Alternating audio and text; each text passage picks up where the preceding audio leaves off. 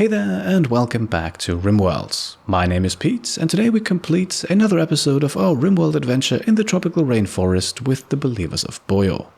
Last time we left off after defending our colony and its current guests from a horde of Fenriers, although defending is probably not quite the right word for just waiting them out. Either way, we survived the threat, and as part of a charity quest we also recruited another colonist, as Nazim is now member number 16 of the colony of Rat Chapel. We also gave birth to Elephant Alexander, who by popular demand should now be named Alexander the Great, but as you can see, Rimworld's character limit does not allow us to do that, so instead we are going with Great Alexander. I think that works just fine as well.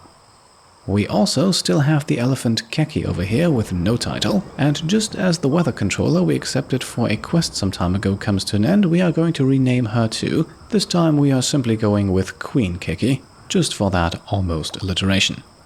Maniac meanwhile keeps himself busy mining plasteel, and we have also harvested some ambrosia. I believe in 19 episodes this is the first sprout that has not burned down, although I think we are going to sell it, others might just need it more than we do. One more thing that we are starting with today is to study the major architect structure in the middle of the map. This is something that we need to do to get that second piece of the Arconexus map. And yes, I know, we did already complete a few points of study progress at the beginning of this series, but those were unfortunately erased as I had to reset everything. You might recall me running into a few biotech-related bugs in those first few episodes, and those few points of progress here were the unfortunate sacrifice of fixing those. And so it is our newcomer Nazim who begins the study process, just as Tuk receives a creativity inspiration. Now, I had actually been waiting for one of those, but not with him. As you can see, he is neither good at crafting nor construction, so a small statue it will have to be. Coincidentally, Light has just finished the one that he's been working on, so the art bench is ready to be used. Interestingly enough then, Kevin immediately follows suit with a creativity inspiration of his own, this one even more curious as he is downright bad in all three related skills. But who knows, we might just find something for him to make. Speaking of making things, we have actually worked our way through our entire supply of rhinoceros leather. Wyatt has tirelessly been making dusters, so I think it's high time that we acquire some more. And who better suited for that task than the old hunting buddies Tuk and Maniac? Equipped with 2 excellent quality charge rifles, they should make quick work of this. Craftsman Wyatt, meanwhile, is now also struck by inspiration, unfortunately not of the creative kind. Nonetheless, a go frenzy for our main melee fighter is nothing to complain about. The 2 rhinos then go down, and what do you know, we have another inspiration strike in the evening. It's another go frenzy for our knight Brandon, so it looks like our colonists are in a particularly good mood to start things off here today. Later that night, however, that mood changes quickly, as we are being informed that Tuk has begun an affair with none other than Kraelith, Kevin's sister. So it looks like the bond between Tuk and Squiggs, who already had 2 children together, is just not meant to last, and I'm not entirely sure if I'm on board with this and want to give in to the demands of Tuk and Kraelith. I think for now they will not receive a proper bedroom just for the 2 of them. Maybe Tuk and Squiggs can reconcile after all, it wouldn't be the first time. Tuk will have to do some work though, as Squiggs' opinion of him has dropped to a lovely -30, and if that sticks around, then I think Ellie and Elpis might just be the only children we see in this series. Either way, let me know how you think we should handle this. Should we move on from Tuk and Squiggs and make Tuk and Kraelith the new couple, or should we stick to the rules of marriage and childbirth and thus with Tuk and Squiggs? In the middle of the night then, perhaps saddened by the news of her father's betrayal, Ellie goes on a food binge. By the way, she does not actually receive any mood penalties for what happened. Nonetheless, narratively it does make some sense. Narratively it also makes some sense that our colonists do not want to see her unhappy, and so Brandon is quick on the scene to deliver a word of serenity, which makes the food binge come to an end and Ellie fall into a 6-hour coma. However, in the late morning hours she is back up on her feet, and as soon as Kevin has extracted another blood pack from Dimitri, it's time to stick him into a transport pod, as we are going on another trade trip. And we are taking all sorts of things here: chocolate, chem fuel, packaged survival meals, some old leathers, the 30 units of ambrosia we harvested, and of course some lower tier weaponry and clothing as well. That also includes a grand total of 8 of Wyatt's handmade rhinoceros leather dusters, Don't worry though, there are plenty more where those came from. Loading up the parts then takes several hours, enough for us to receive another quest in the meantime. A poor group of travelers is begging for our help, and that help is demanded in the form of 39 medicine, a steep price to pay, but this is a charity quest, and as you can see, the beggars are half naked and have a child with them, not to mention that the adults in the group are barely 15 or older. So I suppose we will fulfill this charity quest. We do have the medicine to spare, albeit just barely. In the meantime, just before leaving, Kevin quickly attempts to convert Nazim with limited results. Just as the transport parts are then ready to be launched, Tuk finishes his sculpture. With an artistic skill of only 8, it turns out to be of excellent quality, and it depicts, quite unfortunately perhaps, yet another woman, one of our guests, with her eyes closed and radiating serenity. So Tuk certainly has it out for the ladies today. In the meantime, we are launching our transport pods to this settlement over here. We have visited once before, not too long ago, and there are still a few things here that I think we want to purchase. To get us started, selling off all of our goods makes us roughly 4,500 silver, enough to purchase all of their nutriamine and 200 cloth. After all, we now need to replenish our stock of medicine, and purchasing the ingredients separately is much cheaper, although mostly because we grow the herbal medicine ourselves. What we are also going to grab is the Archotech leg that is for sale. Yes, it does come with a rather expensive price tag, but we do have someone in the colony who I think could use it. And so we do lose a little bit of silver here, but our faction relationship should improve significantly, and indeed we see it here, a lovely 8-point increase. Might not be too long until we are officially allies once again. Kevin and Light then fast skip themselves back home, and for the rest of the night they will just unload their inventory. We'll take a closer look at who to give that leg to later. In the meantime, Squigs can fulfill our charity quest, grabbing 39 units of medicine from our storage room, leaving us with only 8, but the refugees will get the help they asked for, and in just a second we will be rewarded with a few ideology development points for our efforts. And there we go, 2 points are awarded. That means we are now up to 11. Only 3 more and we can reform the Believers of Boyo yet again. A few hours later then the beggars are leaving and we have another case of food poisoning. This time, however, it is none of our guests, but instead Elpis, the colony's youngest, who we have been feeding with very tasty insect jelly. Unfortunately, there is a 2% chance of that causing food poisoning every time it is eaten. Regardless of how tasty it is still considered a raw food. At this point we can switch over to Tuk, who will be the recipient of that Archotech leg. As you can see, his right leg has suffered several injuries, and he does seem to undergo some personal changes at the moment, so perhaps this is the right time to look for bodily improvement too.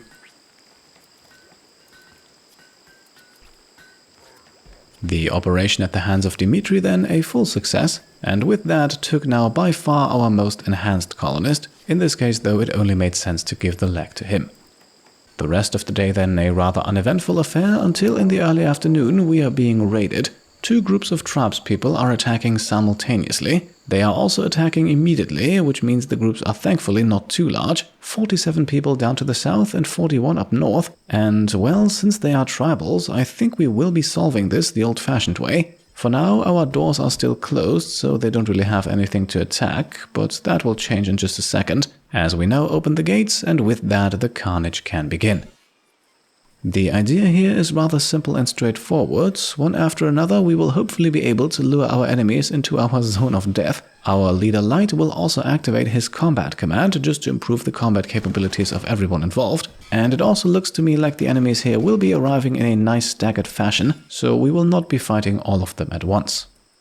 This is especially useful considering that Light has used up most of his psi focus to fast skip, so if the enemies were to attack in one large clustered group, we couldn't even cast Berserk Pulse. Skip, however, we still have access to, and not only with Light, and it is the perfect method here to ensure that none of the enemy archers can take a position. We want to engage as many enemies as possible in melee, where I don't think anyone stands a chance against the deadly trio of Wyatt, Kyle and Kralith. Now, as you can see, our enemies might be destroying the occasional turret or two, but I left those deactivated on purpose, as that would have forced us to fight our enemies near the northern entrance to our base, which I think would have clumped the 2 enemy groups much closer together. Instead, we are continuously holding our ground here, and yes, our frontliners are taking a heavy beating. but it's nothing compared to the punishment that our enemies receive. To improve our odds even further, Brandon can also cast the occasional vertical pulse. On one hand, this will of course make fewer enemies engage us directly in melee combat. On the other hand, it is a powerful tool to render multiple enemies harmless for a few seconds, and it's not like we are lacking in firepower to take them out from range. At this point then, you can also see that pretty much all remaining enemies have assembled near this southern entry and are waiting in line. Eventually, the first bit of wall also falls, and with that our cover crumbles a bit, but thankfully, just in that moment, the first of the two groups decides to flee.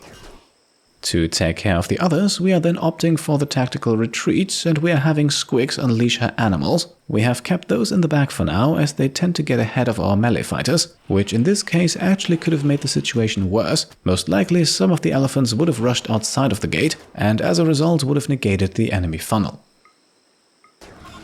Thankfully though, it doesn't take much until the second group is sent packing too, and with that we can now take care of the wounded, both on our as well as on the enemy side.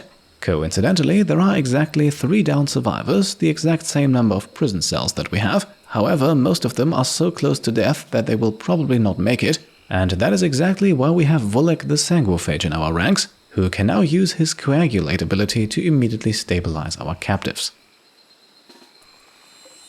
And he has to do that twice in a row to ensure that all survivors do in fact remain alive, but I think the ways of Boyo demand that we do not just let them bleed out on the battlefield. Now, unfortunately, step 2 of our prisoner program will not be quite so easy, as we have captured a prisoner who is unwaveringly loyal, which means they cannot be recruited or converted. So I think we'll just patch them up, wait for them to recover and then release them again. In fact, as you can see, we actually have 2 prisoners who this applies to, only the one in the middle can be converted. In terms of injuries on our side, by the way, we don't really have anything too serious to report until we get to Maniac, who did unfortunately lose his right little toe. Now, I suppose that's not too devastating of an injury, but still, at age 79, all of those little things certainly do add up. One more piece of bad news then, it looks like our enemies also completely destroyed our deep drilling operation. This is the risk of having it so far away from the base and not surrounded by walls, but I suppose in the grand scheme of things it's a price that we can afford to pay. One of our prisoners, the one that we actually want to attempt to convert, then also comes down with an infection, but we have Kevin quickly on the scene to tend to the wound, so I'm pretty optimistic about her chances. As the next morning rolls around, it is then already time to free one of the unwaveringly loyal prisoners. Like I said, since we can't convert or recruit them, there is no need to keep them around any longer, and doing this even gets us a small faction relation bonus with our enemies, although of course not enough to really make much of a difference. A few moments later, we are then visited by the dreaded short-circuit event. It seems like one of our death rest accelerators has caught fire, but we are quick on the scene to repair the damages. As we do, we can also notice that the enemies have apparently destroyed one of our watermill generators. This is something that I completely overlooked and something we should definitely fix soon, because as a result, at the moment, 2 of the 3 remaining generators are not even connected. We also have another infection striking our prisons, so it looks like we'll have to keep this one around for a little while longer too. In the afternoon then, we receive a quest to investigate some more ruins. This could potentially be useful, but as always, I would like to wait until our team has made a full recovery. At the moment, some of our key fighters are still injured and we do not need to take any unnecessary risks. Eventually then, another evening rolls around as Volek successfully repairs the watermill, and because it is not raining for a change, we have a task in the night for Ellie. She will now throw Molotov cocktails at the pile of dead bodies and loot outside of our door.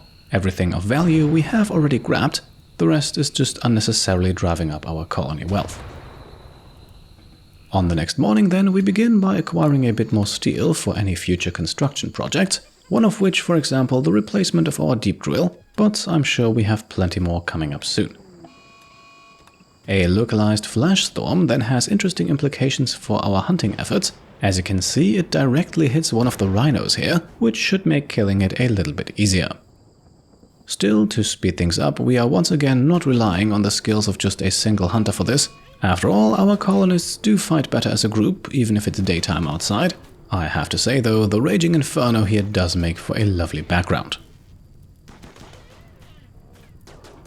The night then remains uneventful, and yes, we do in fact still have Took and Squig sleep in the same bed. But once again, I would really be interested to hear what you think about this whole situation. I am honestly a bit unsure about how to proceed here. A few hours later then, as Maniac hunts another rhinoceros, the second one of our prisoners is released. As you can see, faction relations do improve a bit further, but still I am fairly certain that we will remain hostiles for the rest of the series. As we then wake up Nazim to continue the conversion process, it is time for Ellie's birthday. She has just turned 10 years old, and because she has reached the maximum growth tier, we can now select a few more passions and another trait, although I have to say, especially the list of traits here is a bit underwhelming. In the end, this here is what I decided to go with, doubling up on the passions in cooking and intellectual, and we are also giving her a passion in the social skill. After all, she has already reached skill level 6. In terms of traits then, like I said, the choice is pretty underwhelming. Jealous, nervous and greedy are just downright bad in my opinion. Teetotaler and tortured artist then don't really make sense for someone like Ellie, and so we are left with 2 smarts, making Ellie very quick to pick up new skills, but also a bit more susceptible to mental breaks. Her next growth moment will then be at the age of 13, and until then we do of course want to make sure that she spends a good amount of time learning, but she will obviously also continue to help out around the kitchen. After all, she's starting to get pretty good at that. As the next morning rolls around, we are greeted by another inspiration. This time Dimitri is inspired for surgery, and who knows, that could be useful should we pick up a few more artificial body parts. Now at this point you can also see we have another fire raging, and it is closing in on our deep drilling operation, which is why we are spending the rest of the afternoon erecting a protective shelter, although shortly before it's finished it begins to rain, so it seems like at least for now we won't have to worry about the fire after all. In the middle of the night then, the conversion attempts for our prisoner begin, although Light here with his first try not quite as successful as I would have liked. Perhaps it's best if we leave this task to Kevin. Speaking of Kevin, on the next morning we can see him make his way towards the art bench, as he too will now use his creativity inspiration to make a small sculpture. Otherwise, the day remains largely uneventful. Progress on studying the major architect structure has reached the halfway point, and so we can quickly skip ahead to the late afternoon, as Kevin finishes his sculpture and produces a good result. His carving an illustration of hundreds of archaeologists and priests eating corn cobs together, maybe hinting at his roles as a researcher and moral guide of the colony. As the night then sets in, it is Ellie who receives an inspiration, this time of the shooting kind. Unfortunately though, we don't have any worthwhile hunting animals on the map at the moment, so she won't really be able to use this just yet. With the beginning of a new day, we then also finally begin medicine production. Brandon here, one of the few people actually suitable for this task, as he possesses both a high enough crafting as well as a high enough intellectual skill. Just in that moment, we then also receive yet another quest, and surprise surprise, it is another charity quest. We need to defend a crashed imperial shuttle. Now, these quests are always a bit risky, as you never know where exactly the fighting is going to take place. Combine that with the fact that our enemies will be fire-spewing impids, and we might just have a bit of chaos on our hands. So, the very least we can do here is to wait until it's nighttime to accept this quest. That way we obtain the shooting accuracy bonus from the Combat in Darkness precept, which might just give us the edge we need. In the meantime, we have a trade ship pass by, an exotic goods trader, and despite the fact that they have plenty of stuff for sale, we are not going to exchange too much. We are selling some ambrosia, and then we are grabbing yet another death rest capacity serum for Vulik, but that's about it, despite the fact that they are offering tech prints, gene packs and a few side trainers too, but none of it is really what we are looking for at the moment. The death rest capacity serum will then immediately be ingested by our resident sanguiphage, which also means that we can already queue up the construction of yet another glucosode pump, although considering the number of components required, we will hold off on building it until we have acquired a few more. Just a few hours later then, our elephant Admiral Azazi gives birth, and so we get to name yet another animal after a Patreon supporter. This one will now go by the name of Nartle. And with the afternoon slowly coming to a close, I suppose it's time that we accept the quest. And this time we are doing so for the honor reward, which we are giving to Kevin. This should get him a good step closer towards finally becoming a knight. The shuttle then crashes down immediately and pretty far away from our base too. Although with rocks on the left and right, we do have a solid defensive position here. At this point it all depends on where our enemies are coming from. Our defenders then passing the time near the shuttle in a zone that I have created just for them. This allows them to meditate, grab a bite to eat or wander around, and we don't need to have them drafted at all times. And with only 4 hours to go until the rescue shuttle arrives, here are now the impids, 45 of them and almost all of them equipped with bows. This certainly has the potential to get interesting.